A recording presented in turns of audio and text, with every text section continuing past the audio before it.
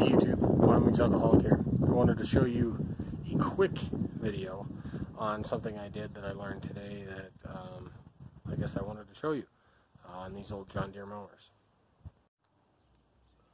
So if you have an older John Deere mower like this, and if you were like me, the recoil was not really retracting, and so I took it off, and of course I tested the recoil and went through all that and did a little bit of lubrication on it, but that wasn't the problem. The problem is that the shaft wasn't allowing the recoil to reset back into position. And why wasn't the shaft doing that? Because this is the recoil shaft. I took the ball bearings out, as you can see, but this was all rusted up inside of here, and this guy right here was completely just rusted into there, so it was causing a lot of drag, and that the drag was too much for the recoil to be able to overcome to reset, because it's supposed to be able to reset. As it does this, it kicks those ball bearings into those slots, right? Let me grab one, I'll show you. So yeah, what it does is as that retracts, it's supposed to reset, and it kicks those ball bearings into that slot, and then when you go to pull it, the ball bearings lock up, and then that's what actually cranks the engine, right? But that's when the rope's completely out, is after you've cranked it, and then when you let go of the rope, this needs to turn in order for that recoil to retract. And so it does that, sucks the rope back in, and it does that by kicking these balls out.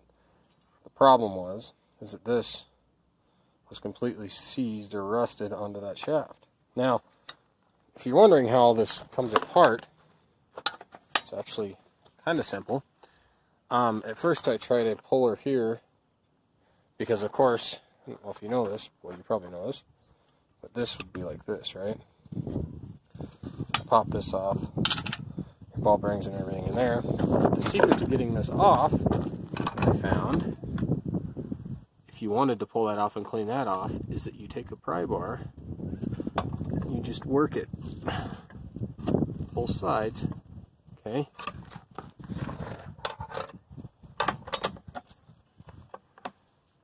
You just get under there and you pry up, and it starts to work that off of there. It's off now. Okay. Bam. So you can get that whole shaft clean. Make sure you don't tip it like this with ball bearings in there. Clean the inside of that.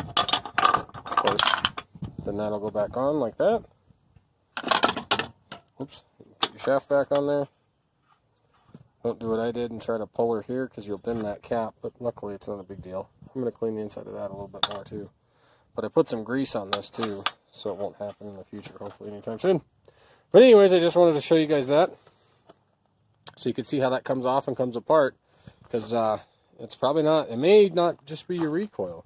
You may have an issue with this shaft on top of the crank. Anyways, that may be the problem. I just wanted to show you that. So I hope you guys found it helpful. Hopefully it was useful. This is going to save this mower from going to the dump. Like and subscribe. Oh, by the way, your snapper, as you can tell, this is basically just a snapper with a John Deere decal. So your snapper, which probably has a red cover, something similar to this, the same Briggs and Stratton engine, is going to have the same issue at one point. So anyways, with that, like I said, like and subscribe.